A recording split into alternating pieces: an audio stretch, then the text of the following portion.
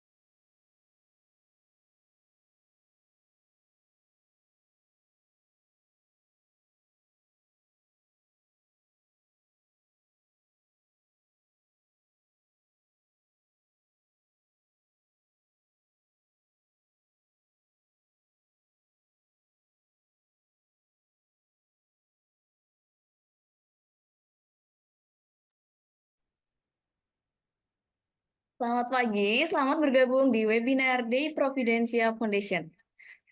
Perkenalkan, nama saya Elizabeth Diva Atalia Susetio, sering dipanggil Diva.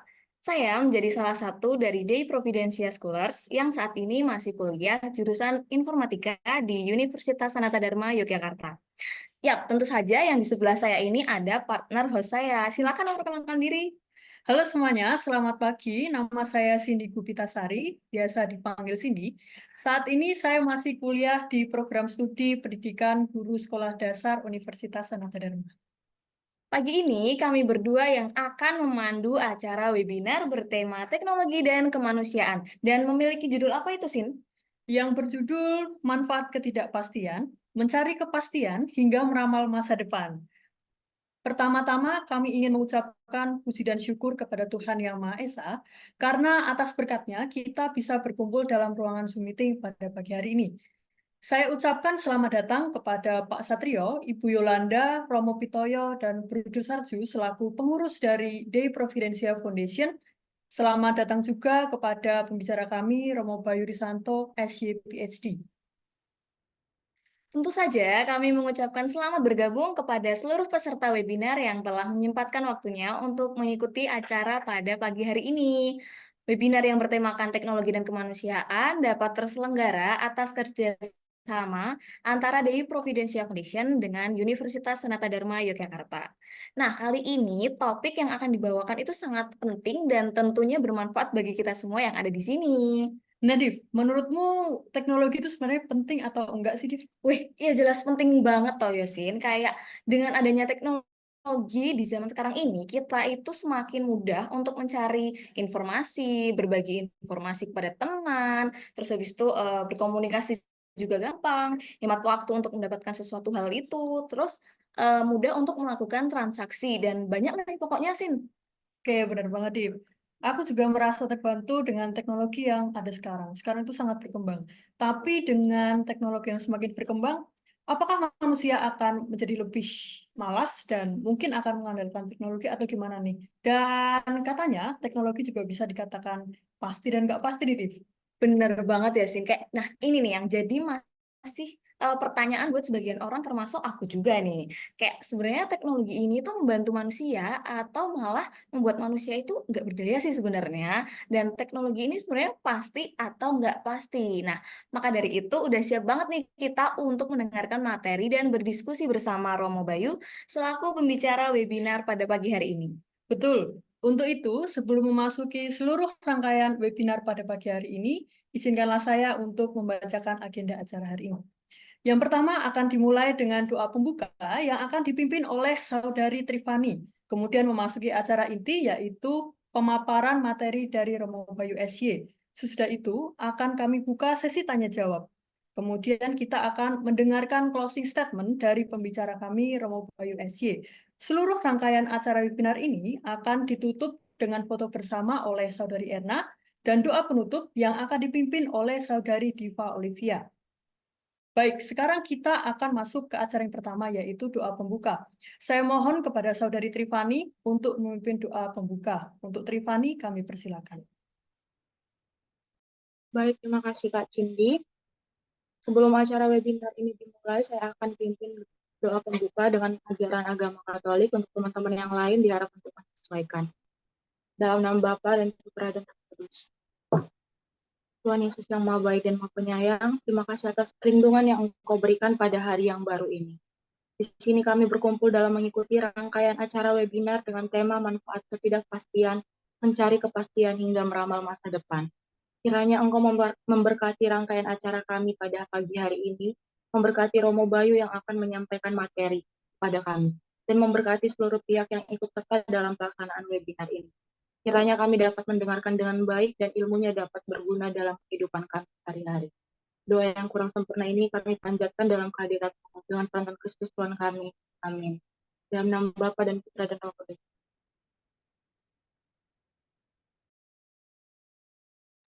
Terima kasih kepada Saudari Trifani yang telah memimpin doa pembuka. Nah, sebelum mendengarkan materi dari Romo Bayu, saya akan menyampaikan beberapa tata tertib yang perlu ditaati selama mengikuti webinar pada pagi hari ini.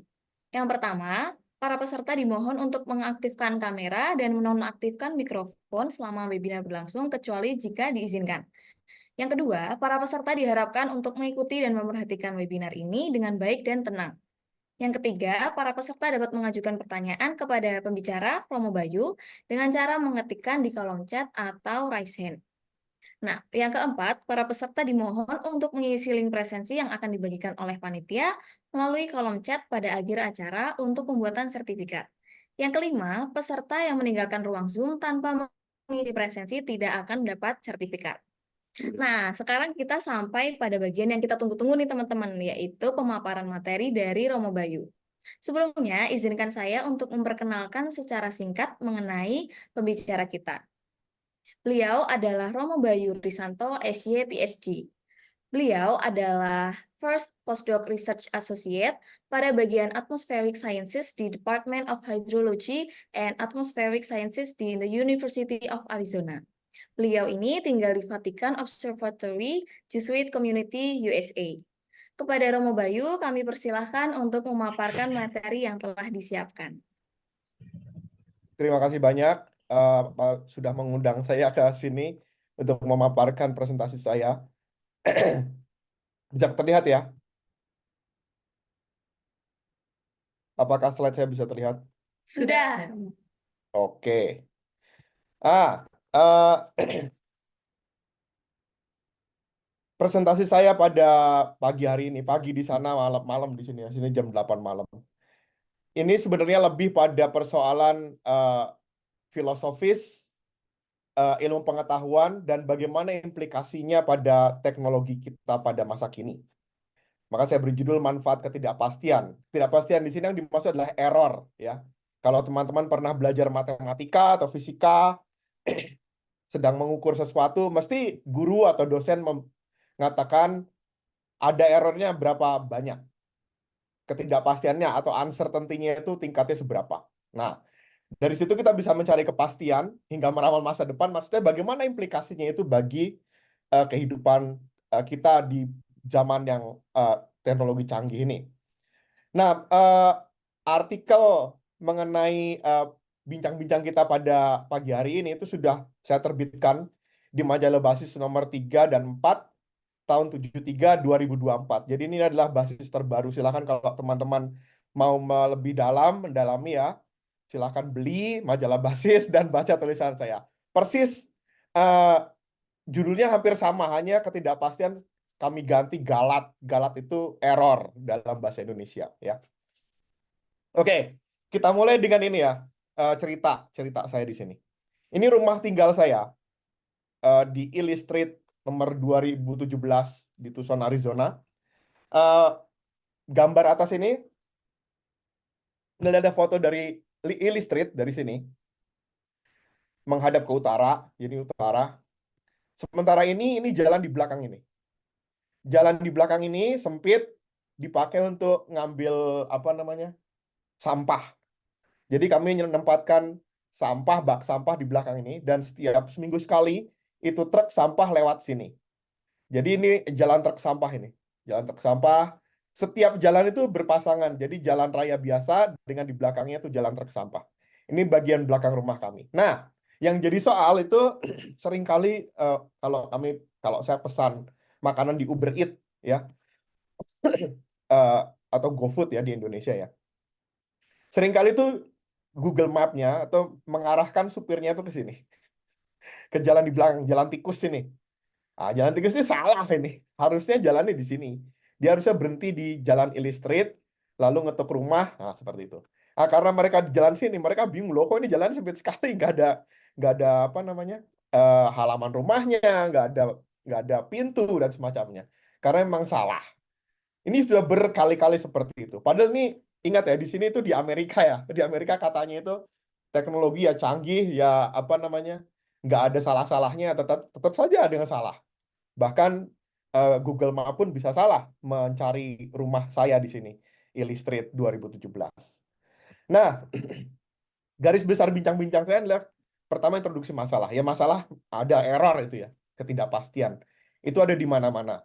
Kita boleh berharap sebenarnya nggak usah ada error, nggak usah ada ketidakpastian, semua pasti saja. Tapi ternyata ada di dunia ini. Bahkan Google Maps salah, bahkan Uber Eats aja nggak tahu jalan yang benar yang mana, dan selalu pilih ke jalan tikus. Nah, lalu saya akan masuk pada sejarah ketidakpastian itu, terutama dalam fisika ya, pengukuran fisis, lalu ketidakpastian dalam matematika, lalu persoalan filosofis ketidakpastian. Ini lebih pada soal epistemics dan ontologis. Dan yang terakhir, gimana tuh ketidakpastian itu diterapkan dalam teknologi kita masa kini? Ya, salah satunya dengan Google Maps tadi ya, ada ketidakpastian. Gimana itu bisa diperbaiki atau bisa berguna untuk teknologi? Dan yang terakhir adalah kesimpulan. Nah, sejarah pengukuran, kalau teman-teman tahu itu ilmu pengukuran namanya metrologi, itu sudah lama sekali ya, itu ya, berabad-abad lamanya. Di dalam kitab suci bahkan tertulis ukuran bahteranya Nabi Nuh ya. Ukurannya berapa? Nggak pakai meter, nggak pakai inci, tapi mereka pakai kubit. 1 kubit berapa kita nggak tahu ya, kira-kira 55 cm lah. Sama dengan 1 lengan ya, dari ujung jari telunjuk kita sampai ujung siku ya. Seperti itu. Nah, kalau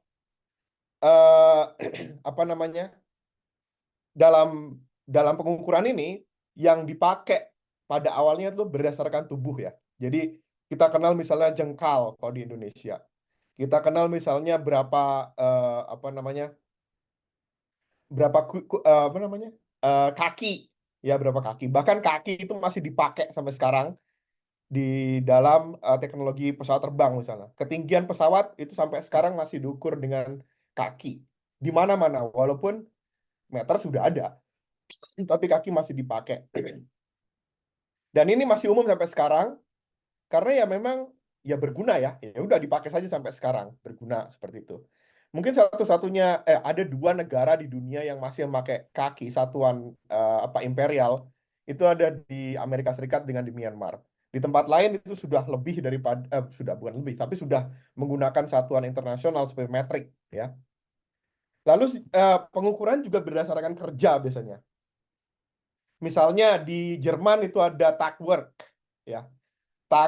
Satu Tagwerk itu kira-kira ya luas lahan yang bisa dicangkul atau dibajak oleh seseorang selama 1 hari ya. Dan Tagwerk bisa diperkecil lagi dengan Morgan. Morgan itu sekitar 2/3 Tagwerk lah. Jadi memang pekerjaan supaya nggak kepanasan ya, bekerja waktu itu ya hanya pagi aja. Nah, sepagi bekerja itu namanya 1 Morgan. Nah, sampai sekarang pun masih ada misalnya ngukur jarak antara Jakarta ke Bandung.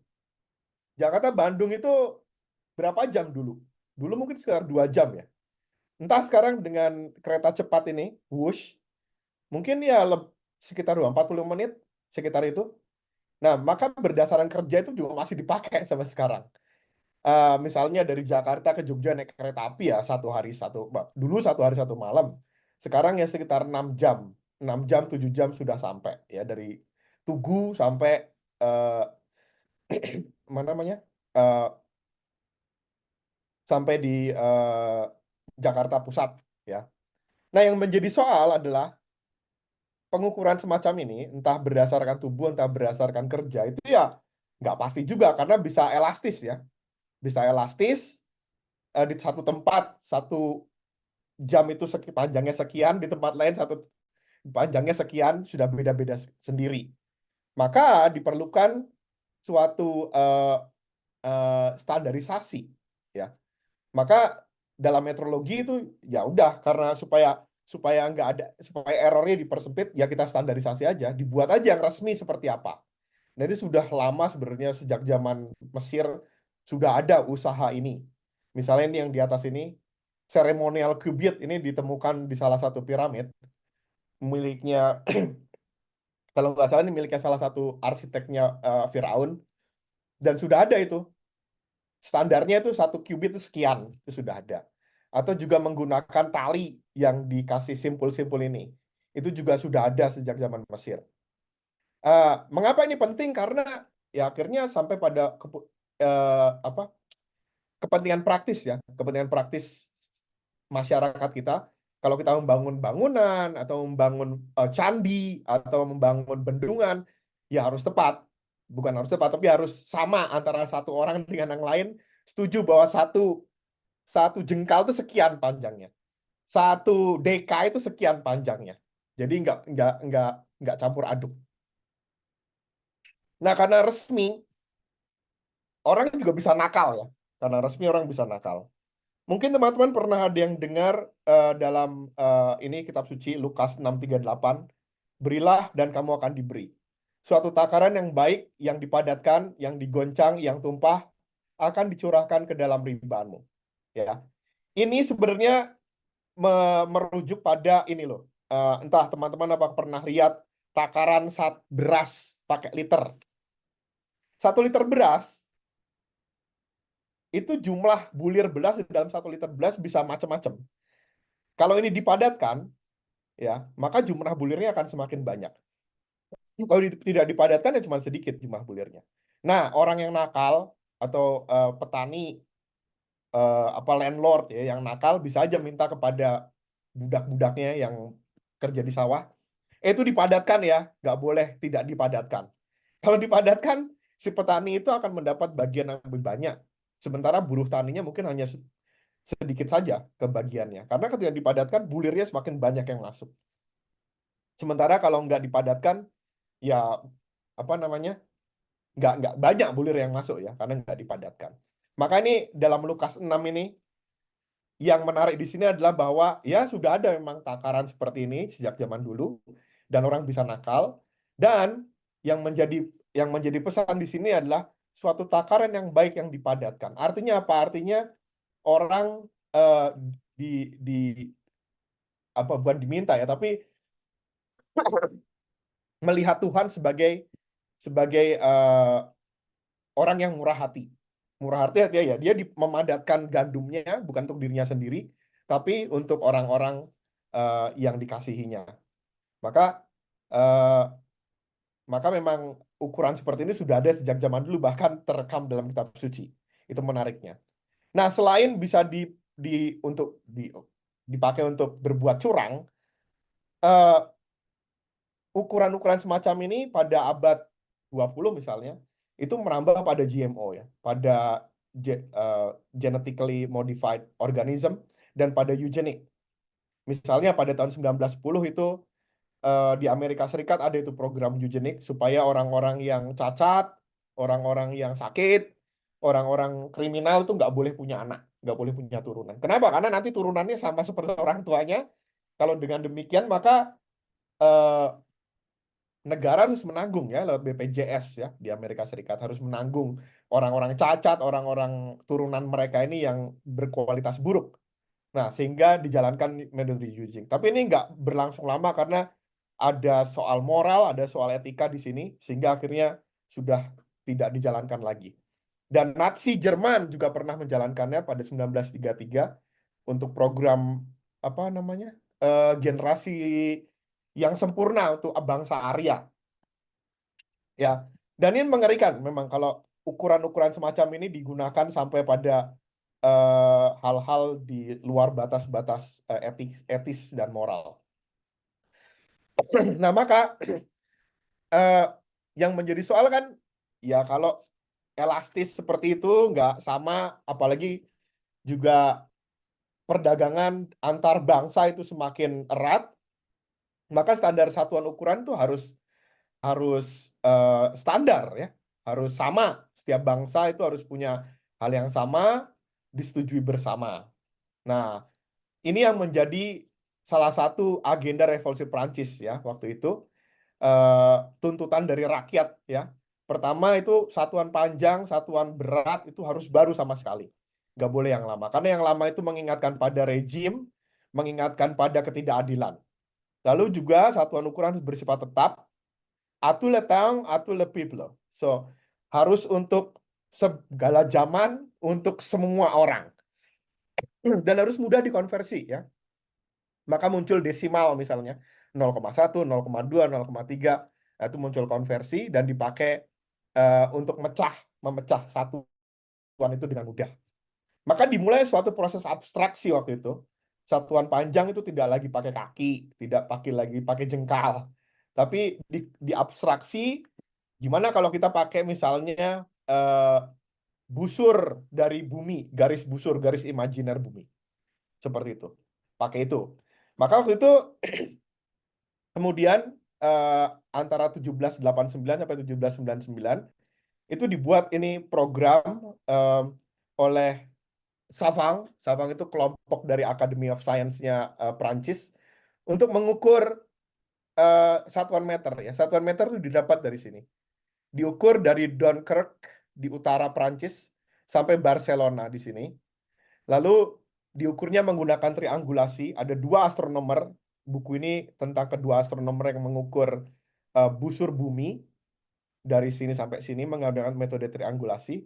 Setelah 7 tahun, mereka akhirnya tahu panjang dari sini sampai sini. Karena belum ada ukuran, belum ada apa namanya, belum ada satuannya, maka dia oleh para savang, pada ahli-ahli dari Akademi Ilmu Pengetahuan Prancis, dibagi menjadi 10 juta. Panjang dari Dunkirk sampai Barcelona ini dibagi menjadi 10 juta. Dan satu bagian dari 10 juta itu adalah 1 meter. Nah, mulainya dari sini. 1 meter itu dibuat dari sini.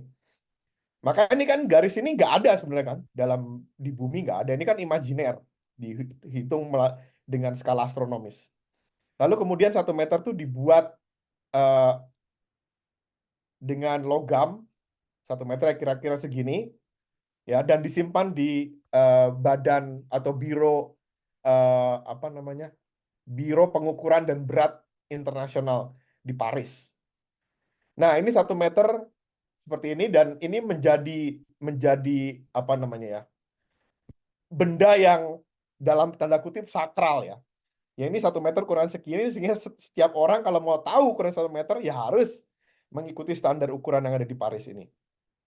Dari 1 meter ini kemudian juga diukurlah 1 kilogram. 1 kilogram itu dibuat seperti apa? Oke, waktu itu mereka bilang, oke, 1 kilogram kayak gitu adalah berat air dalam 0,1 apa namanya, meter kubik, ya. Jadi berat air itu sama dengan 1 kilogram. Lalu kemudian 1 kilogram itu dibuat skalanya seperti ini. Ini adalah 1 kilogram dan disimpan juga di tempat yang sama di kantor pengukuran dan berat di Paris, dan dijaga itu ya. Sehingga ini dipakai untuk menera ulang segala sesuatu di muka bumi ini. Kalau mau tahu 1 kilogram ya ditera ulang ke sana. Kalau mau 1 meter ditera ulang di sana juga. Nah, yang jadi soal adalah pada abad 20 itu kan sudah ada era satelit ya. Nah, ternyata busur bumi yang diandaikan oleh para safang di Paris itu sebenarnya tidak tepat-tepat amat. Karena waktu itu mereka pikir, ya udahlah, bumi itu bundar, bulat, seperti bola, persis kayak bola, sempurna.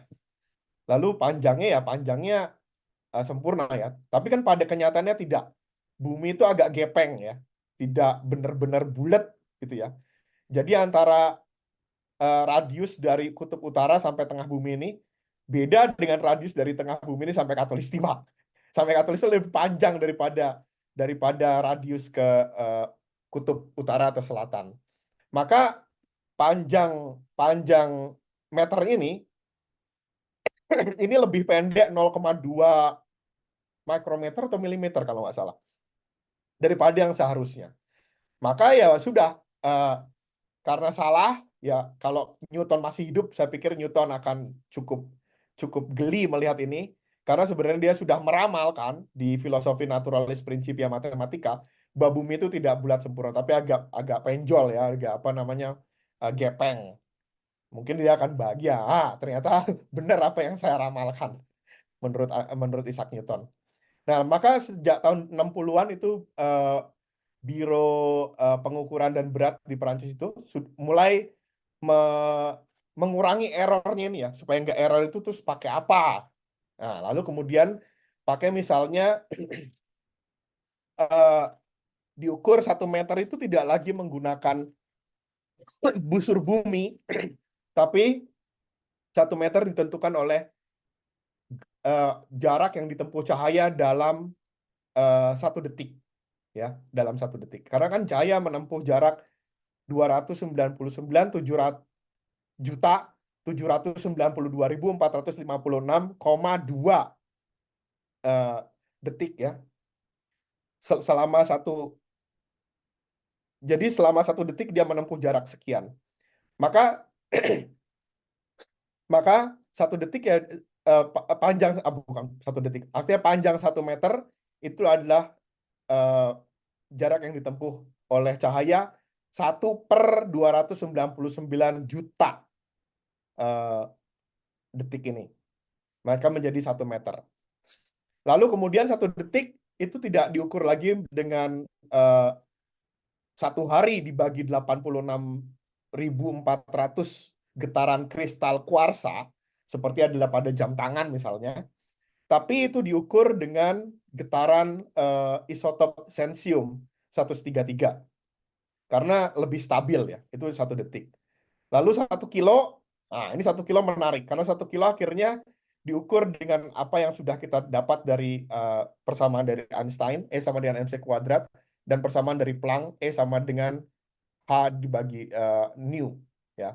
Lalu M-nya di sini massa itu adalah menjadi 1 kilogram, dan 2 persamaan ini dimaterialisasi menjadi timbangan Kibble ini. Seperti adalah dalam gambar di sini.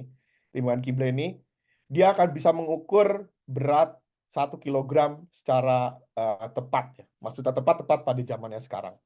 Nah, maka dengan usaha-usaha manusia ini, ya kita sekarang bisa punya ukuran satuan panjang dan satuan berat yang kurang lebih errornya itu lebih sedikit daripada yang zaman dahulu ya, pada zaman Revolusi Perancis. Apakah kemudian error seperti ini sudah selesai itu aja? Saya kira tidak ya. Di masa depan saya kira satuan panjang dan satuan berat ini akan didefinisikan ulang dengan cara yang baru, entah seperti apa, supaya errornya juga semakin sedikit, ketidakpastiannya semakin sedikit. Lalu dalam matematika sebenarnya juga ada ketidakpastian. Banyak orang di antara kita, orang-orang Indonesia tuh pikir ya matematika itu ilmu pastilah. 2 tambah 2 yang 4 gitu loh. Nggak ada 2 tambah 2 5. Tapi jangan salah. Dalam matematika itu ada ketidakpastian. Misalnya, dalam gambarnya, AX plus BY sama dengan C. Ini kalau digambar dalam diagram Kartesian, ini akan seperti ini. Linear, ya, linear. Jadi setiap Y dalam diagram ini berkorespondensi dengan 1X dalam diagram ini. Dimanapun letaknya, X dan Y itu saling berkorespondensi 1 lawan 1. Jadi kalau Y-nya Y1, ya X-nya X1. Y-nya Y2, X-nya Y2. Nah, tapi kalau bilangannya kalau persamaan non-linear, AX kuadrat plus BY sama dengan C, kalau digambar seperti ini, melengkung, ada garis lengkung ini, setiap Y di sini berkorespondensi dengan 2X ya. X-nya bisa negatif atau bisa positif. Dimanapun letak Y di sini, selalu 2 titik ya, entah negatif entah positif. Mungkin teman-teman masih ingat persamaan kuadratik ya dalam aljabar ya. Itu juga sama kan? 1Y itu bisa 2X. X-nya bisa negatif 3 atau 3. Bisa negatif 5 atau 5 seperti ini dan seterusnya. Nah, nggak cuma dalam aljabar.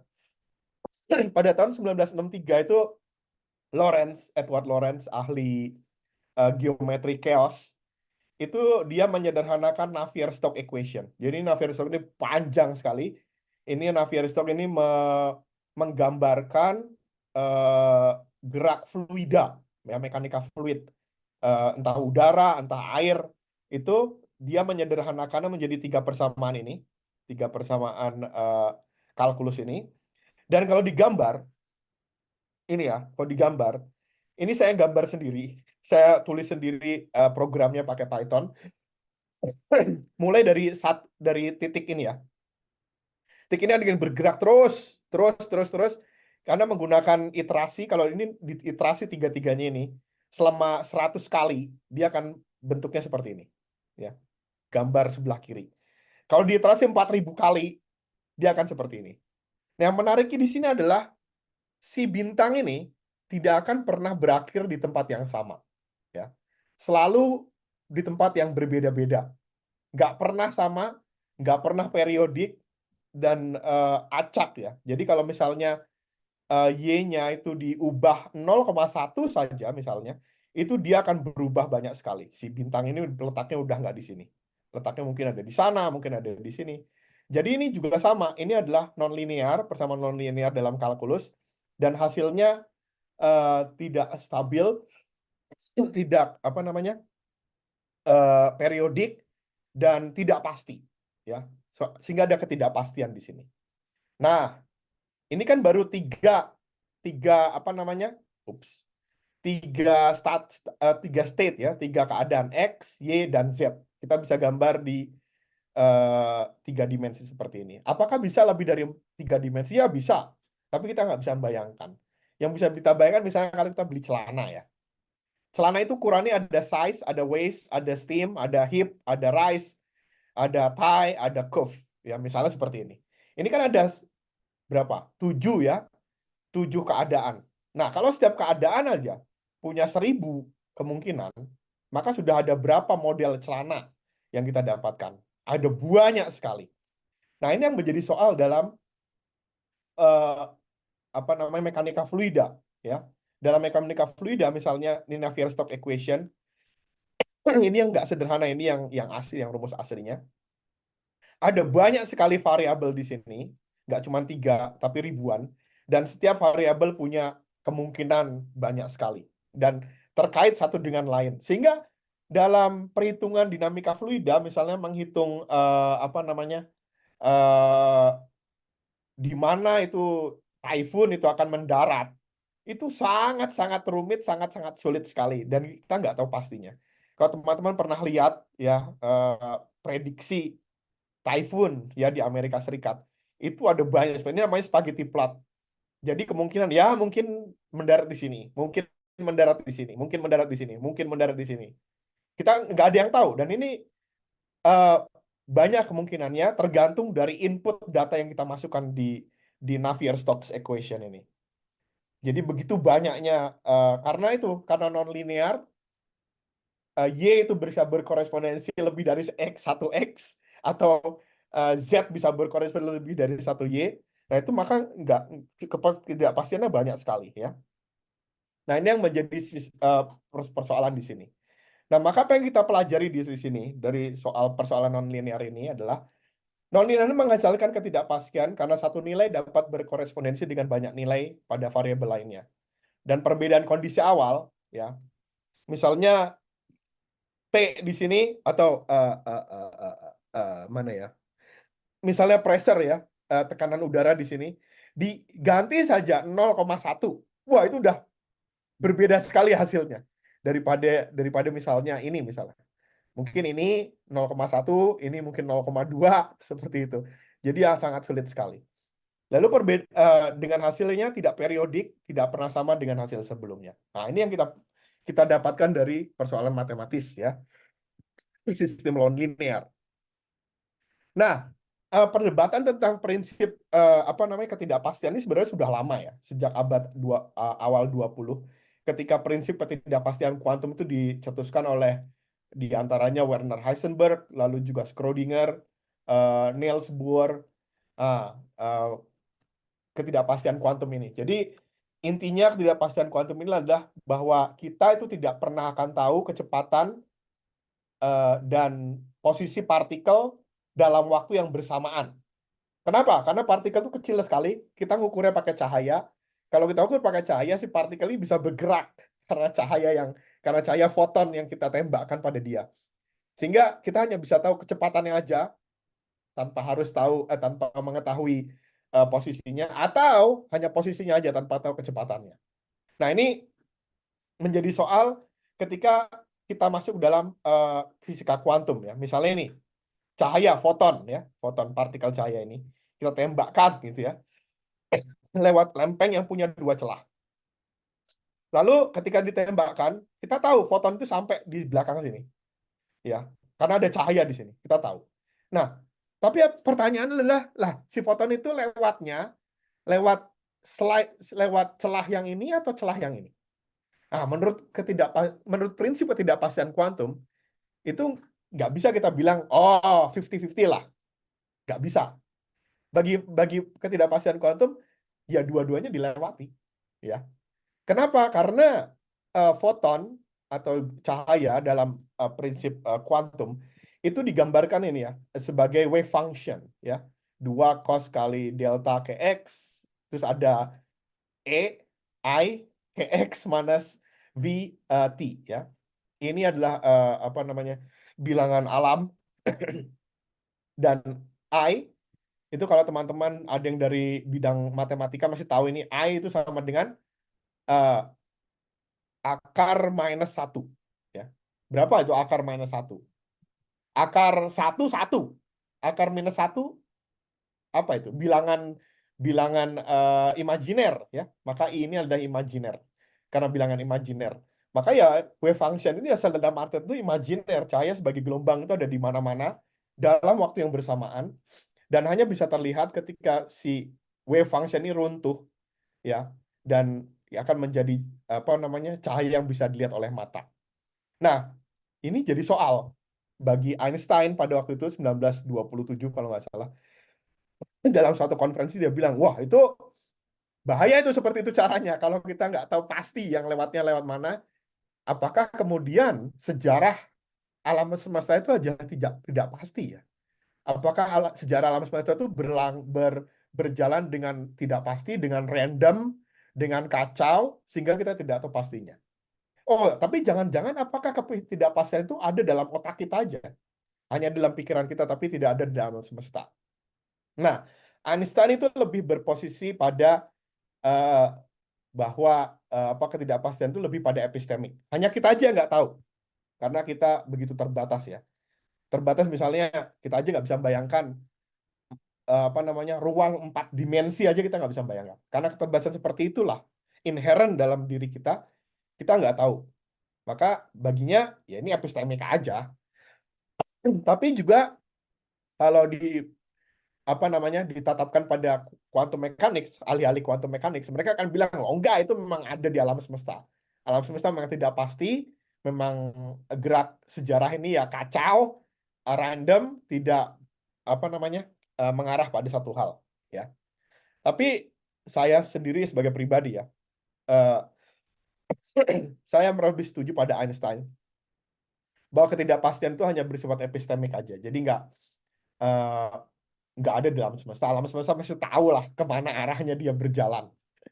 Maka hal seperti ini misalnya partikelnya lewat mana, mesti dia tahu. Partikel ini entah lewat sini, mesti dia tahu. Hanya kita aja nggak tahu. Seperti itu. Nah, karena ketidakpastian ini kan menjadi soal ya. Ketidakpastian, error ini menjadi soal. Lalu gimana kita bisa mengurangi supaya jalannya sejarah itu menjadi pasti ya? Gimana cara mengulanginya? Bagi saya sendiri, saya pikir hanya kalau kita menanggapi ketidakpastian itu adalah epistemik, maka kita bisa memanfaatkannya. Misalnya, saya di sini pekerjaan saya dalam bidang cuaca, sama seperti tim Palmer di sini. Tim Palmer ini pada tahun 1980-an, dia membuat terobosan meramal cuaca, memprediksi cuaca tidak dengan satu model, tapi dia menggunakannya dengan 51 model. Kalau nggak salah ada 50 mungkin. Ada membernya ini ya, member-member ini ya. Dan setiap prediksi itu dia tweaks ya, dia ubah sedikit, misalnya tekanan udaranya diubah sedikit, temperatur diubah sedikit, sehingga dia membuat 50 seperti ini, 50 kemungkinan prediksi cuaca, dan dia buat errornya itu ya, errornya dibuat sendiri. Misalnya, kalau misalnya temperatur udara di suatu kota di Jogja misalnya 25 derajat Celcius. Oke, di model kita bilangin modelnya, oke, model yang satu kamu hitung 25,5. Kamu 25,1, kamu 25,2 dan seterusnya. Oke, sekarang model jalan semua. Nah, jalan semua, akhirnya hasilnya mungkin akan berbeda-beda ya. Mungkin satu model akan bilang, oh ini akan hujan 24 jam lagi. Tempat lain mungkin, oh nggak akan hujan. Oh mungkin hujan sedikit, seperti itu. Maka bisa ditemukan di kapan itu akan hujan, berapa persen itu akan hujan, ya seperti itu ya. Jadi maka tidak heran kalau teman-teman itu pernah lihat di HP ya, misalnya hujan itu berapa persen, 60% misalnya. Ini terjadi karena apa? Karena si model itu menghitung berkali-kali ya, dengan input yang berbeda-beda, sehingga misalnya dari 100 ada 60 model yang bilang akan hujan, sementara 40 yang lain bilang tidak akan hujan. Atau pada ini ya, hari Sabtu ya, 30% itu bilang akan hujan, sementara 70% itu bilang nggak akan hujan.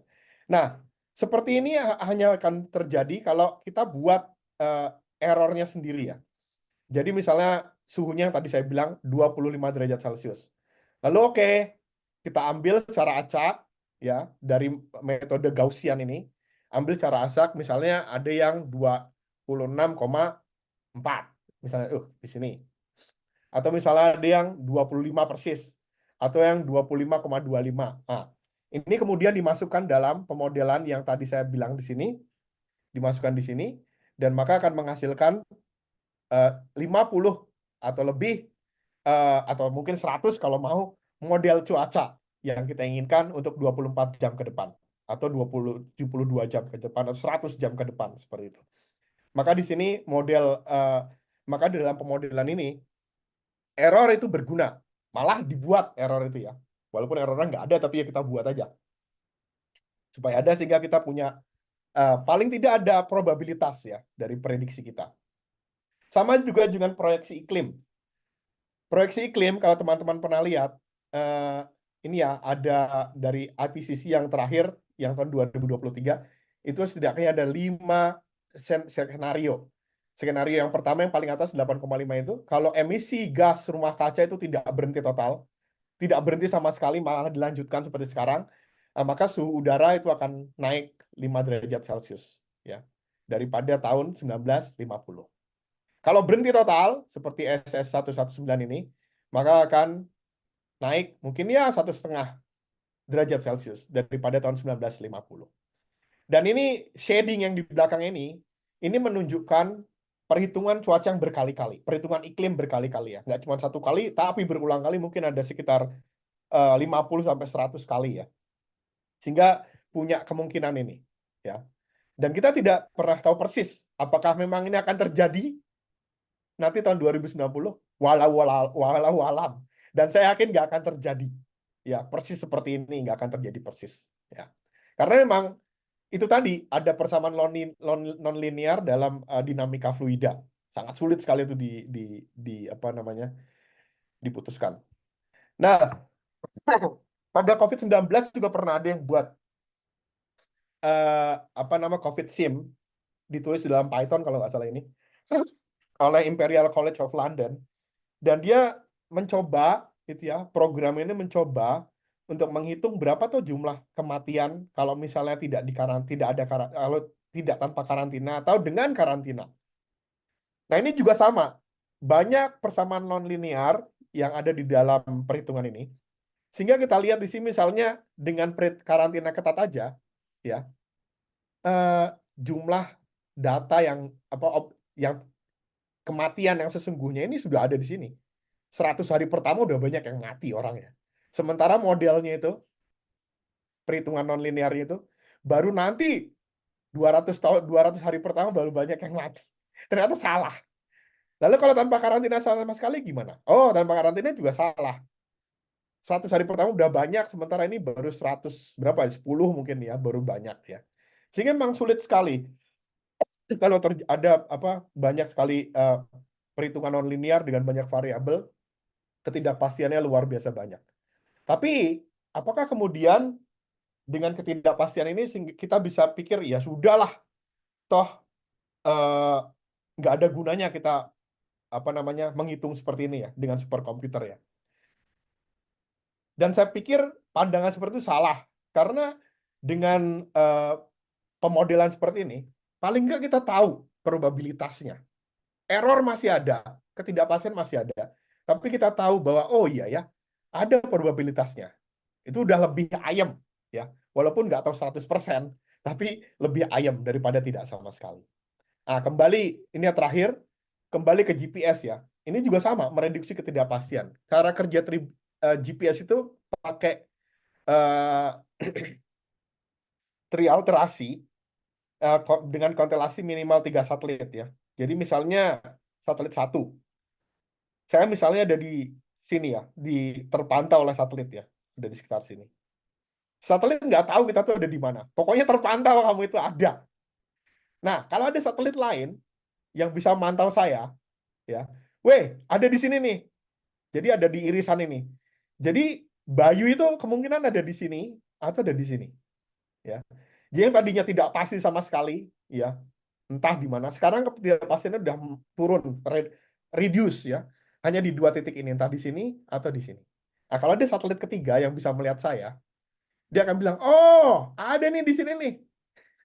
Jadi sekarang titiknya itu beririsan di sini, ya, dan di sini adalah letak saya, Bayu. Oh, Bayu ada di sini letaknya. Itu gimana kita bisa menggunakan GPS itu menurunkan ketidakpastian dari yang lingkaran paling banyak ini, kemungkinannya banyak sekali, jatuh menjadi 2 kemungkinan, akhirnya menjadi 1 kemungkinan.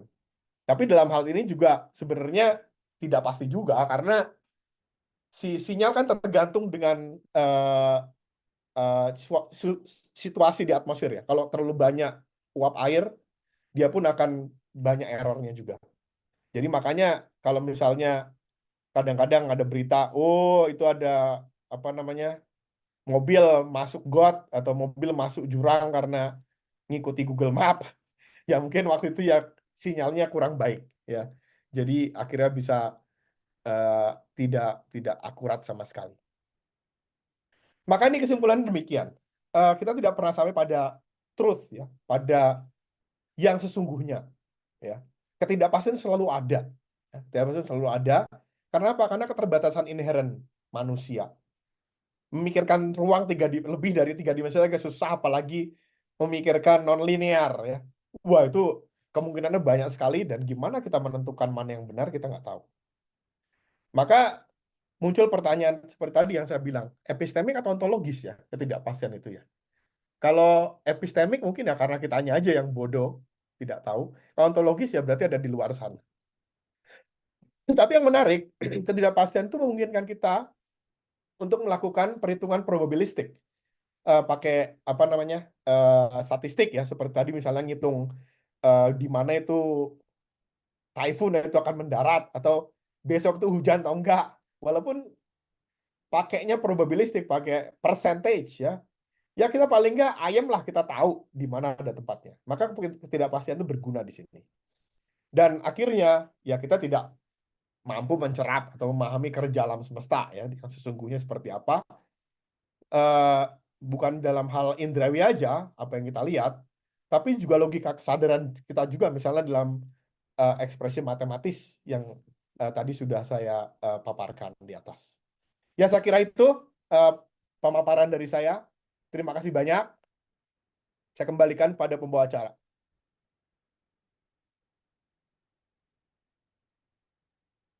Baik, terima kasih kepada Romo Bayu atas pemaparan materinya yang tentu sangat membuka pandangan dan pikiran baru nih bagi kita semua. Nah, teman-teman, dari penjelasan yang keren dan rumit tadi, pasti ada dong pertanyaan yang terlintas di pikiran teman-teman semua. Nah, untuk itu, bagi yang punya pertanyaan, boleh langsung open mic atau diketik di kolom chat aja ya. Nah, kebetulan teman saya ini sudah menyiapkan pertanyaan untuk Romo. Mungkin apa pertanyaannya sih? Oh ya Romo, kalau dari aku untuk anak-anak muda zaman sekarang itu kan banyak sekali yang kalau misalnya tahu di depan itu banyak ketidakpastian atau error itu lalu mudah menyerah. Nah, lalu apa strategi atau cara Romo supaya tetap berpegang teguh untuk menghadapi upaya-upaya atau usaha dalam hidup sehari-hari? Itu Romo. Bisa diulangi intinya gimana, intinya pertanyaan? Untuk menghadapi ketidakpastian di depan sana atau error di depan sana, apa strategi atau cara Romo untuk tetap berpegang teguh agar tetap mau berusaha seperti itu Romo? Ya, kalau dalam dunia sains ya, karena saya berkecimpung dalam dunia sains, ya nggak, ya bukan nggak boleh menyerah, tapi memang ada satu titik di mana kita bisa menyerah ya, boleh menyerah, boleh aja nggak apa-apa. Tapi kan eh, saya sebagai orang sains, saya punya panggilan ya, kayak mungkin dalam tanda kutip panggilan, ya ini menjadi sumbangan ya. Kalau kita menyerah dengan adanya error, ya apa yang bisa kita sumbangkan? Ya mungkin si error itu sendiri, bahwa kita menemukan error ya, oke lah. Tapi bahwa kita menemukan error, apakah error itu bisa kita reduksi? Kalau gitu error bisa direduksi, itu baik sekali. Misalnya, eh, saya itu hari-hari ini, bukan hari-hari ini, 2 tahun terakhir ini saya mendapat dana hibah penelitian dari National Scientific Foundation di Amerika Serikat. Dan tugas saya adalah memprediksi cuaca, bukan memprediksi hujan monsun di Arizona. Ini susah sekali karena Arizona itu pegunungan. Di utara itu suhu udara mungkin bisa turun sampai di bawah 0. Sementara di selatan itu adalah padang gurun Sonora ya, yang gabung dengan Meksiko. Jadi padang gurun, nggak ada hujan, dan kalau ada hujan bulan Juli, setiap bulan Juli sampai Agustus itu bisa banjir bandang ya. Karena bisa banjir bandang itu harus dihitung kan. Nah, saya menggunakan superkomputer milik pemerintah Amerika Serikat untuk menghitung itu. Dan memang susah ya. Errornya banyak sekali. Nah, Tapi apakah kemudian saya menyerah bahwa ya sudahlah error kayak gitu ya walau alam, kita berdoa aja yang penting besok kalau hujan lagi, banjir lagi nggak ada yang mati. Kan itu nggak seperti itu. Jadi harus ada gimana kita bisa mereduksi si error itu ya. Mereduksi error itu sehingga ya prediksi cuaca kita itu bisa berguna bagi orang lain, bisa memberi probabilitas bagi masyarakat di Arizona ya. Jadi misalnya mereka tahu oh, besok akan hujan, hujannya besar atau enggak, probabilitas berapa, apakah besok kalau saya misalnya mau hiking itu aman atau enggak. Nah, itu kan menjadi pertimbangan orang kalau misalnya mereka tahu probabilitas ke depan seperti apa. Itu kira-kira jawaban saya. Ya, baik. Terima kasih Romo untuk jawabannya yang sangat menginspirasi. Nah, karena tadi Ini udah, kayaknya ada satu pertanyaan ya di chat ya. ya Iya, Romo. ada dua Romo. Yang pertama dulu ya, saya bantu bacakan ya Romo. Ya, silakan. Jadi ada pertanyaan dari Melisa.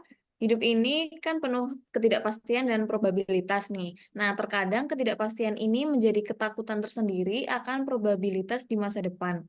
Hal ini banyak dialami anak muda dan muncul istilah quarter life crisis. Bagaimana menurut Romo, apa yang perlu dilakukan anak muda sekarang untuk mengatasi hal tersebut? Terima kasih, Romo.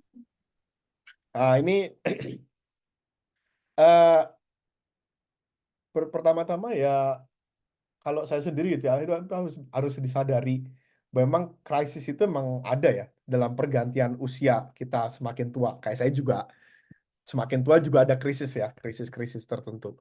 Nah, bagaimana kita menghadapinya? Em, Satu hal yang bisa kita lakukan adalah pertama menyadarinya, yang kedua adalah mencari teman ya. Cari teman yang bisa diajak ngobrol. Nah, itu kan karena misalnya apa namanya mau selesai lulus kuliah itu kan kadang-kadang kita juga pikir, weh, terus kalau sudah selesai kuliah main ngopo iki? Ya, mau ngapain kalau udah lulus kuliah? Cari kerja, kerja di mana? Karena ada ketakutan ya, jangan-jangan nggak dapat kerja, jangan-jangan gajinya kecil, jangan-jangan saya bisa keluar nggak apa namanya keluar kota dan hidup sendiri jauh dari orang tua. Nah, itu kan menjadi kecemasan tersendiri. Ya, maka saya pikir kalau kita punya teman, ini saya ngomong bukan sebagai saintis ya, saya ngomong sebagai Romo ini. Kalau kita punya teman, omong kepada teman yang apa namanya, yang bisa kita percaya ya. Teman dekat terutama ya. Karena dari pengalaman saya sendiri, itu ngomong dengan teman dekat itu bisa mengurangi ketidakpastian apa ya eh, eh, yang ada dalam bayangan saya ya. Contohnya waktu apa ya? Oh, contohnya waktu saya selesai dari apa namanya bekerja di Mikronesia, di Guam Mikronesia. Saya pulang ke Indonesia, saya pikir-pikir saya senang di Mikronesia sebenarnya. Saya mengajar fisika dan matematika di Mikronesia dan sangat hidup sekali. Nah, pulang ke Jogja harus apa namanya memulai belajar teologi ya. Wah, itu sudah kayak langit dan bumi jaraknya. Dan ada rasa nggak percaya diri ya. Nggak percaya diri, wah ini teologi itu susah ya. Angel, lebih gampang matematika dan fisika. Tapi ya gimana? Ya harus dijalankan. Dan saya punya teman dekat yang kepadanya saya bisa bercerita dan akhirnya teman dekat ini ya bisa memberi saya oh jangan ya waktu itu yang saya ingat alah cuma 3 tahun aja belajar diselesaikan saya itu ya sudah seperti itu. Terima kasih. Pertanyaan berikutnya. Ya, terima kasih atas jawabannya Romo. Pertanyaan berikutnya nih ada dari Erna Waruru. Romo, terima kasih materinya. Saya ingin bertanya dalam konteks ramalan masa depan. Bagaimana kita dapat membedakan antara keberhasilan yang dihasilkan, keberuntungan, sementara dengan prediksi yang didasarkan pada pemahaman yang kuat tentang tren dan data? Keberuntungan ini masuk pasti nggak pasti saya nggak tahu tapi kan apa namanya bukan memprediksi ya. Eh, Kalau kita mau menatap masa depan, mau apa berjalan ke masa depan, itu kan kita sudah punya langkah-langkah ya harusnya ya. Saya tuh selalu senang kalau ada orang muda yang tahu kemana melangkah. Dan saya sering sedih kalau ada orang, wah saya nggak tahu Romo mau kemana. Lah, piye aku bilang. Karena kalau orang punya apa namanya, kemana akan melangkah, itu dia punya kehendak ya. Kehendak bahwa, oh ya saya tahu, saya akan ke sini. Memang nggak semuanya bisa terjadi, gitu. Kita punya rencana, tapi kan kita selalu bilang, wah kita punya rencana, tapi akhirnya Tuhan yang menentukan. Seperti itu, kata.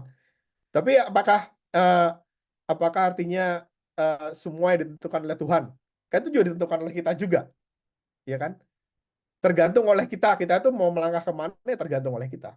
Santo Ignatius Loyola, pendiri Serikat Yesus, itu pernah ada satu tulisan, entah dia atau orang teman-teman yang bilang,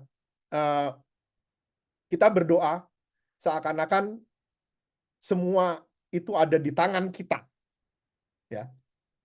Dan kita berusaha atau bekerja seolah-olah semua itu ada di tangan Tuhan. Nggak terbalik ya. Kadang bisa aja terbalik. Oh, kita berdoa ya karena semua ada di tangan Tuhan. Kita berusaha ya karena kita semua ada di tangan manusia. Enggak, dia membaliknya seperti itu. Kenapa? Karena dengan berdoa, kenapa semua ada di tangan kita? Karena dengan berdoa itu kita berkonsultasi dengan Tuhan sendiri. Tergantung dari kita. Rencana kita, minat kita, kehendak kita, itu semua ada di dalam doa. Tercurah di dalam doa. Ya. Nah, setelah itu, ketika kita berusaha masuk dunia nyata dan berusaha, bekerja, ya kita terapkan apa yang tadi dalam doa itu kita inginkan, terapkan dalam pekerjaan. Nah, siapa menentukan? Semuanya itu ada dalam Tuhan akhirnya. Gitu. Bahwa segala pekerjaan kita, meskipun kita yang bekerja, tapi ya Tuhan yang membuatnya semua terjadi. Sementara dalam doa kita yang bisa membuat kita semua terjadi. Maka semua ada di tangan kita. Nah, maka kalau misalnya menatap masa depan ya, berjalan ke masa depan, itu kalau kita nggak punya kehendak tadi, ya terus dalam bekerja kita ngapain? Apa yang mau kita ejawatakan? Ya kan? Maka yang mau kita ejawatakan harusnya apa yang ada dalam doa. Apa yang kita buat dalam doa itu yang dijawatakan. Maka akhirnya masa depan itu yang nggak menakutkan amat. Kalau kita punya kehendak, punya prinsip, punya cita-cita, dan punya keinginan dalam doa-doa kita. Seperti itu. Pertanyaan lain? Ya, terima kasih Romo atas jawabannya. Ternyata kayak emang kayak bahkan hidup kita itu yang sudah kita rencanakan itu belum tentu itu jadi kehendak Tuhan gitu ya kan. Kayak ternyata teknologi dan manusia itu sama-sama belum pasti gitu ya kan Romo ya. Next ada pertanyaan selanjutnya itu dari Cornelius Arvito. Bagaimana peran kita atau komunitas dalam mengarahkan dan mendorong revolusi yang akan berdampak baik? Apa saja contoh revolusi yang telah membawa dampak positif bagi kemanusiaan? Ya, revolusi ini kadang-kadang ya kecelakaan sejarah juga ya. Kalau saya pelajari ya sejauh yang saya tahu, ya akhirnya banyak sih sebenarnya hanya kecelakaan sejarah dan sebenarnya tidak direncanakan baik-baik amat. Misalnya kayak revolusi Prancis itu ya, ya mungkin udah numpuk ya, orang udah jengah dengan gereja, orang udah jengah dengan apa namanya para bangsawan, orang udah jengah dengan para pejabat yang korup. Ya akhirnya mereka protes. Atau misalnya revolusi reformasi lah di Indonesia lah. Orang udah jengah dengan Pak Soeharto. Oke? Ya, akhirnya dibuat reformasi. Ya kita kan nggak tahu sebenarnya setelah revolusi itu, setelah perubahan itu kita mau arahnya kemana kita juga ada nggak tahu ya. Seperti misalnya reformasi kita aja. Itu kan setelah 25 tahun kita nggak tahu apakah kita masih akan berada di sini. Apakah kita masih akan menikmati demokrasi yang baik ya. Tidak ada lagi misalnya pembunuhan ya. Atau korupsi ya. Atau KKN ya seperti zaman Soeharto. Saya lahir sebelum reformasi. Saya lahir jauh pada saat reformasi udah SMA dan saya tahu persis bagaimana hidup di eranya Soeharto ya, dan memang era itu memang kegelapan betul ya, jadi semua itu seakan-akan ya kayak gitu. Tapi kan sementara sekarang kan zaman reformasi 25 tahun terakhir apa yang kita dapatkan? Masih ada korupsi. Apakah nepotisme masih ada? Masih ada nepotisme. Nggak berubah banyak-banyak amat. Nah terus bagaimana supaya revolusi atau perubahan itu ya bisa mengarah pada yang baik ya? Nah, ini pertanyaan besar memang ini. Saya juga nggak tahu jawabannya apa. Gimana kita mengarahkan revolusi? Karena revolusi itu kan bukan kehendak satu orang, ya toh? Kayak reformasi itu kan bukan kehendak satu gelintir orang, yang namanya misalnya si siapa Desmond atau eh, anak-anak Trisakti yang mati itu. Nggak cuma mereka bertiga atau bersepuluh atau berdelapan, enggak. Itu seluruh rakyat Indonesia ya. Nah, tapi bagaimana itu? Saya nggak tahu juga gimana bisa menjadi baik. Ya, baik. Terima kasih Romo untuk jawaban yang menginspirasi kami semua. Berikutnya ada pertanyaan lagi nih dari Melisa. Perkembangan teknologi yang masif ini tentunya membawa banyak perubahan di kehidupan. Salah satu teknologi yang berkembang pesat adalah AI. Menurut Stephen Hawking, perkembangan AI yang masif dapat menjadi bumerang bagi manusia. Bagaimana tanggapan dari Romo Bayu? Terima kasih. Ya, AI ini memang apa ya? Ya masih banyak pro kontranya ya. Mungkin karena kita nggak siap juga ya. Mungkin karena kita nggak siap dengan adanya AI ini. Pertama gini, ini mungkin mulai dari perspektif saya sendiri. Saya dalam penelitian cuaca itu menggunakan physics base. Ya, semua perhitungan berdasarkan fisika dan matematika. Tapi kan ada beberapa tadi yang saya sebutkan, misalnya non-linear ya. Itu kalau non-linear terus gimana itu jawabannya lebih dari satu. Padahal persamaan non-linear nggak cuma satu dalam prediksi cuaca itu. Banyak sekali ya. Akhirnya, bukan akhirnya, tapi ada orang-orang di departemen saya yang bilang, gimana kalau misalnya kita pakai AI? Pakai aja AI, biar AI yang menentukan. Karena AI lebih tahu. Ya bukan lebih tahu, tapi AI itu punya data cuaca dari 50-60 tahun yang lalu. Dan AI bisa membaca dengan cepat, bisa tahu, oke, kalau misalnya variabel seperti ini, jawabannya ini. Variabel seperti ini, jawabannya ini. Konfigurasi seperti ini, jawabannya ini. Seperti itu. Tapi kan itu berdasarkan pola. Si AI ini hanya tahu berdasarkan pola. Polanya dari mana? Dari data yang dia kumpulkan. Karena AI itu kan makanannya data. Datanya semakin banyak, ya dia bisa jawab banyak hal. Datanya makin dikit, dia hanya tahu sedikit hal. Maka itu si AI itu ya tergantung dari data yang kita buat, yang kita ciptakan. Nah ini menjadi soal, misalnya dalam hal perubahan iklim ya. Kita kan nggak tahu kan perubahan iklim ini akan kemana arahnya kalau kita misalnya mengemisi karbon dioksida sekian ratus ton dalam 20 tahun ke depan. Itu kan si AI nggak tahu. Loh ini kalau 20 tahun ke depan kayak gini, lalu suhu udara misalnya naik 5 derajat, terus apakah misalnya apa banjir akan terjadi di Pakistan? Kan belum pernah ada datanya. Si AI nggak tahu karena dia nggak pernah tahu datanya, nggak pernah ada sebelumnya. Maka AI nggak bisa jawab hal-hal seperti itu. AI hanya bisa jawab sejauh data yang dipasok ke dalam otaknya itu ada. Kalau nggak bisa jawab dia. Nah, itu menjadi soal. Maka kalau dalam bidang saya itu memang agak apa namanya ya, masih terjadi perdebatan karena kita nggak pernah tahu apakah AI bisa memprediksi cuaca ekstrim. Nah, kalau dalam sini banyak apa namanya? Apa tadi? Pertanyaannya adalah menjadi bumerang, apakah bisa menjadi bumerang bagi manusia? Ya, kalau orangnya bisanya cuma menggunakan aja ya, saya kira agak unfortunate ya, agak menyedihkan ya. Misalnya menggunakan chatbot apa namanya? Chat GPT loh, Chat GPT ya. Chat GPT terus bikin paper berdasarkan Chat GPT. Ya bisa aja, mungkin dapat bagus juga bisa, ya. Tapi apakah kemudian bisa mendidik orangnya? Itu kan jadi pertanyaan juga. Kalau misalnya kamu belajar sastra, terus suruh buat puisi, kamu nggak buat sendiri tapi yang buat Chat GPT. Saya pengen sastra yang modelnya kayak misalnya eh, John Hop apa namanya? Misalnya siapa ya sastra tapi modelnya model eh, salah satu sastrawan di Indonesia misalnya, ya. Ya mungkin bisa aja dia bikin. Tapi apakah kemudian bisa mendidik kita? Karena kan kita belajar sastra kan bukan cuman bikin syair ya, puisi, tapi juga mendidik apa namanya intelektual kita, rasa estetis kita. Apakah itu tercapai? Kan belum tentu tercapai juga. Maka ya bisa menjadi berkurang kalau seperti itu, saya kira.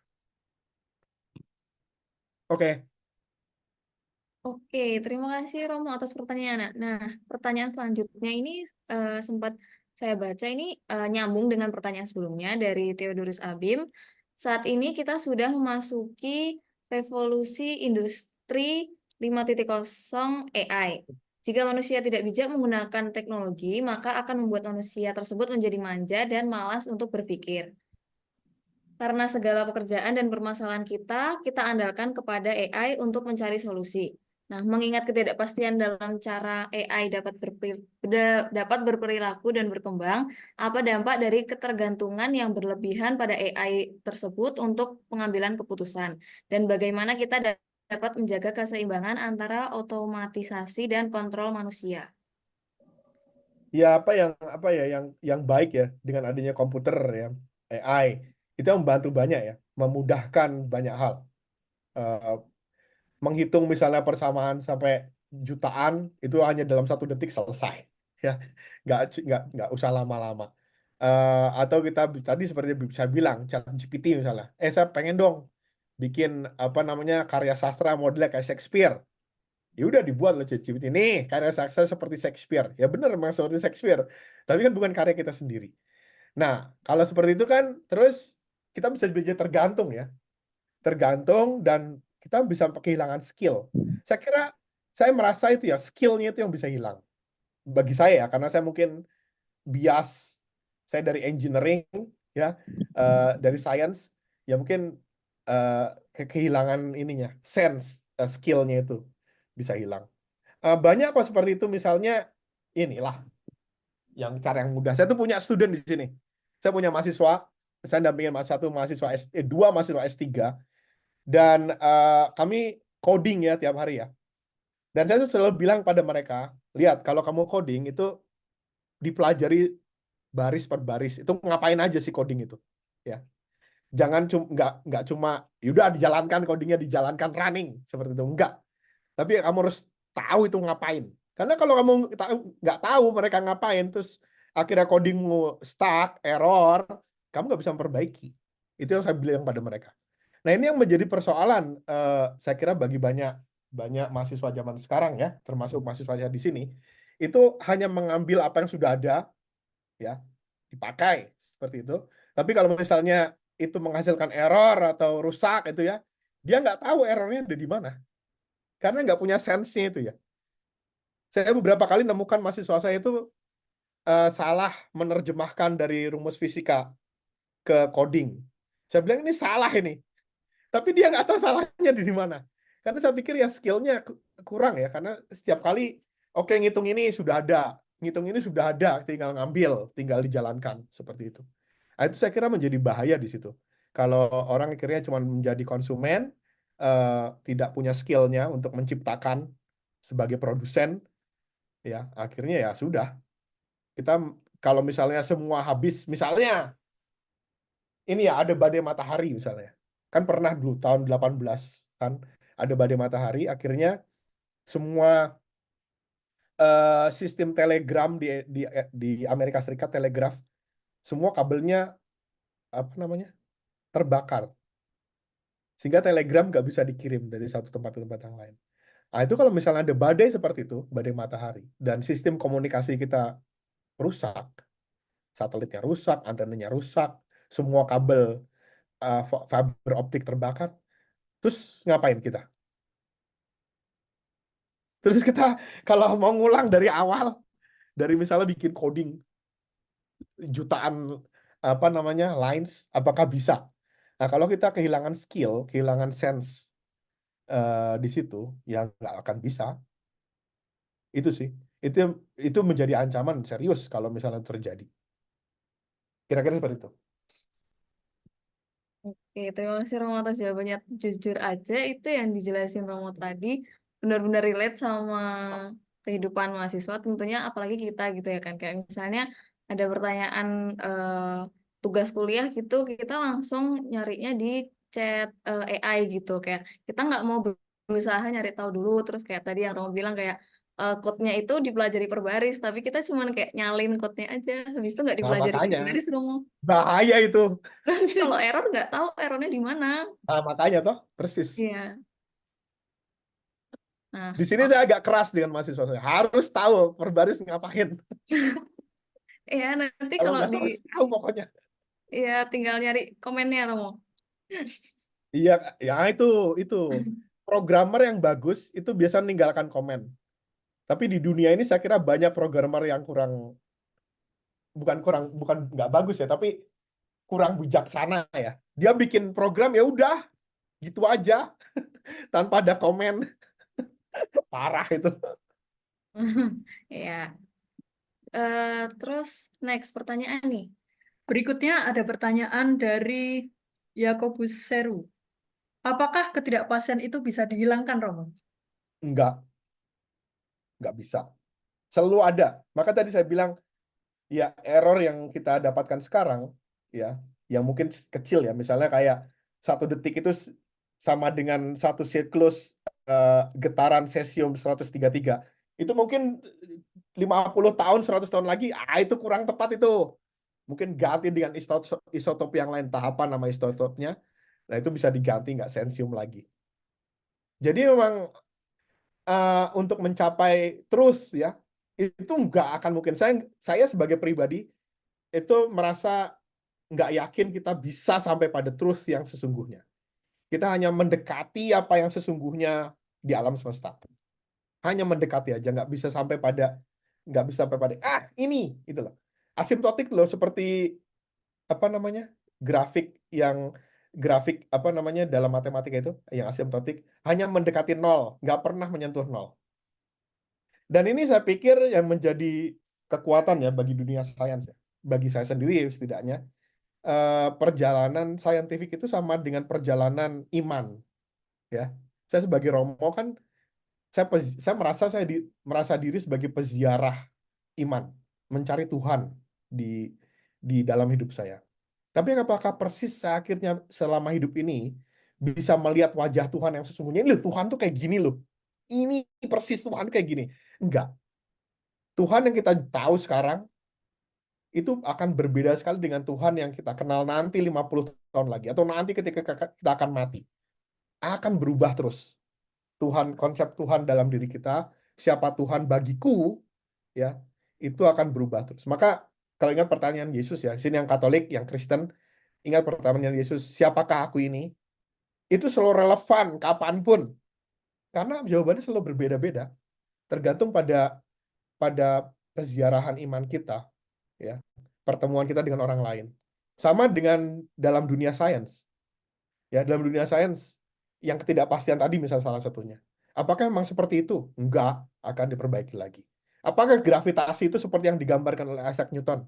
Ya, pada masanya abad 17, 18, ya seperti itu. Tapi abad sekarang setelah general relativity-nya Einstein udah berbeda sekali. Oh, gravitasi nggak seperti yang digambarkan Newton. Itu seperti yang digambarkan Einstein.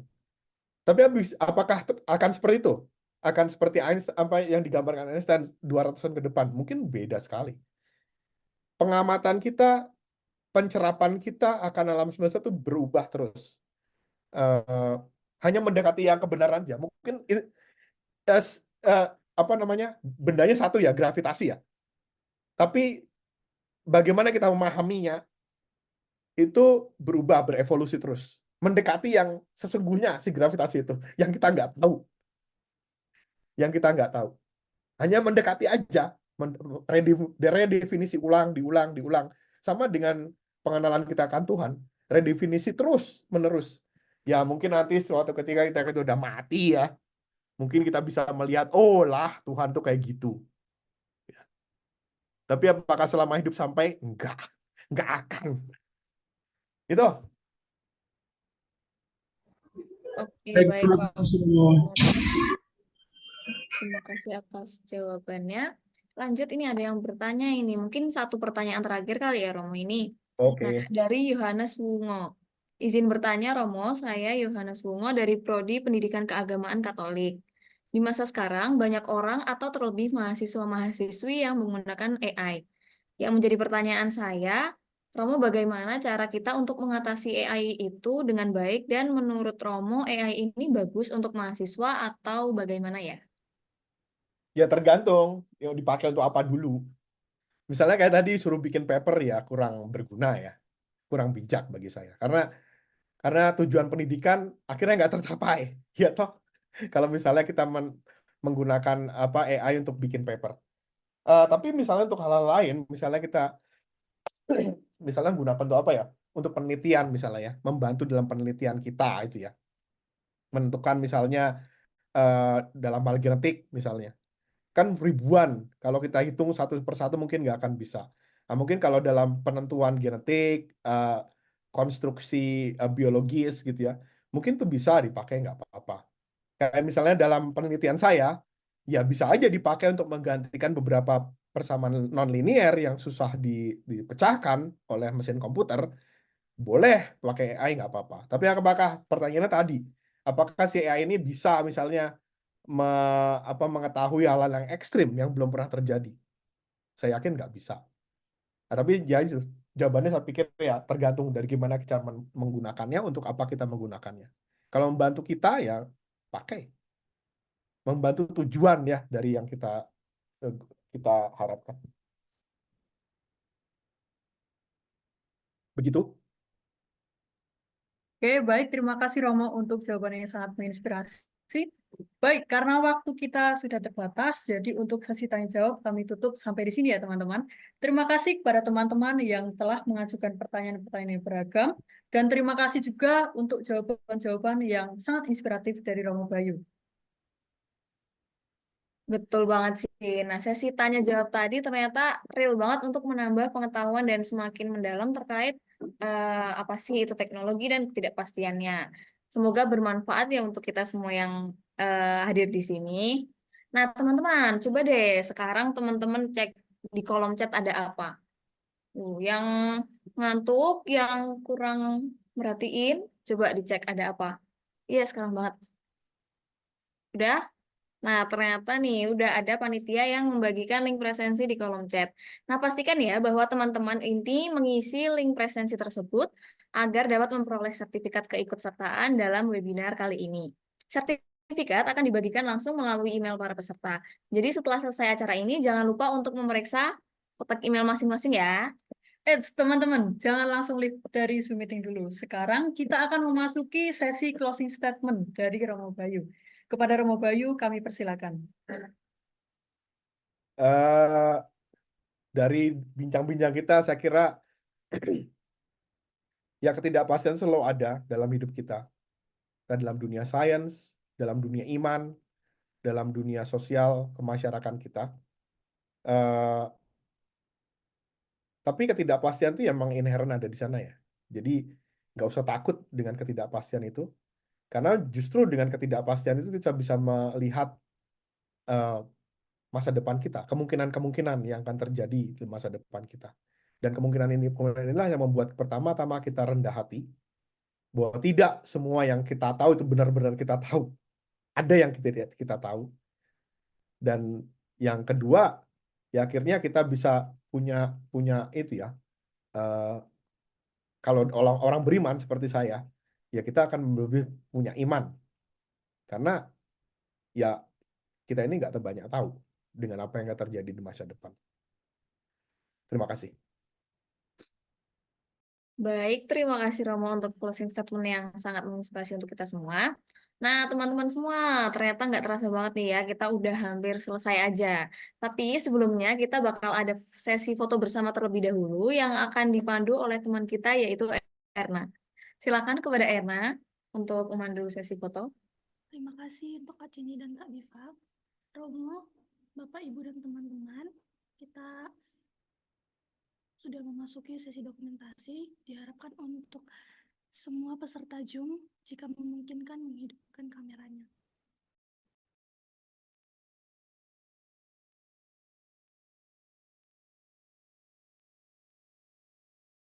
1, 2,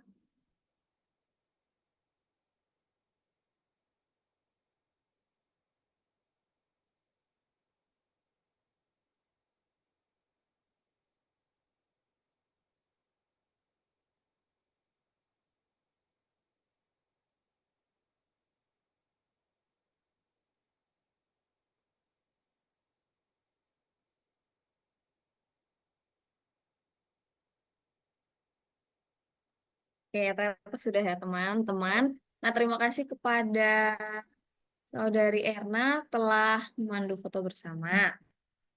Sebelum menutup acara webinar kita pada siang hari ini, marilah kita berdoa sebagai bentuk rasa syukur kita kepada Tuhan atas terlaksananya acara webinar ini dengan lancar. Silakan kepada Saudari Diva Olivia untuk memimpin doa penutup. Kepada Diva Olivia, kami persilakan. Selamat pagi, Bruder, Suster, dan teman-teman semua. Izinkanlah saya untuk menutup doa penutup pada kali ini. Doa akan saya bawakan secara Katolik. Marilah kita berdoa dalam nama Bapa dan Putra dan Roh Kudus. Amin. Selamat pagi ya Tuhan. Terima kasih atas berkat-Mu sehingga kami dapat menyelesaikan webinar kami yang bertema teknologi dan kemanusiaan pada kali ini. Semoga apa yang telah kami dapatkan dalam hari ini dapat kami resapi dan terapkan dalam kehidupan kami sehari-hari untuk kedepannya. Doa yang kurang dari sempurna ini kami haturkan dengan perantaraan Kristus Tuhan kami. Amin. Dalam nama Bapa dan Putra dan Roh Kudus. Amin. Terima kasih kepada Saudari Diva Olivia sudah bersedia untuk memimpin doa penutup. Nah kali ini teman-teman kita memang sudah berada di penghujung acara. Atas nama panitia, saya mengucapkan terima kasih kepada Pak Satrio, Ibu Yolanda, Romo Pitoyo, dan Bruder Saju selaku pengurus DI Providensia Foundation yang telah menyelenggarakan webinar pada kali ini. Terima kasih juga kepada Romo Bayu yang telah bersedia untuk meluangkan waktunya dan membagikan ilmu yang sangat bermanfaat kepada kita pada hari ini. Terima kasih kepada Romo, Bruder, Suster, Bapak Ibu, dan teman-teman sekalian yang sudah berkenan meluangkan waktu untuk mengikuti webinar teknologi dan kemanusiaan ini. Saya Cindy. Dan saya Diva, mewakili panitia yang bertugas. Mohon maaf jika ada kekurangan dan salah-salah kata. Sampai jumpa di webinar kami selanjutnya bulan depan ya. Bye-bye, have a good lunch. Bye. Terima kasih Romo Bayu. Terima kasih Bu, sama-sama. Terima kasih Romo Bayu, bagus sekali. Terima kasih Bu.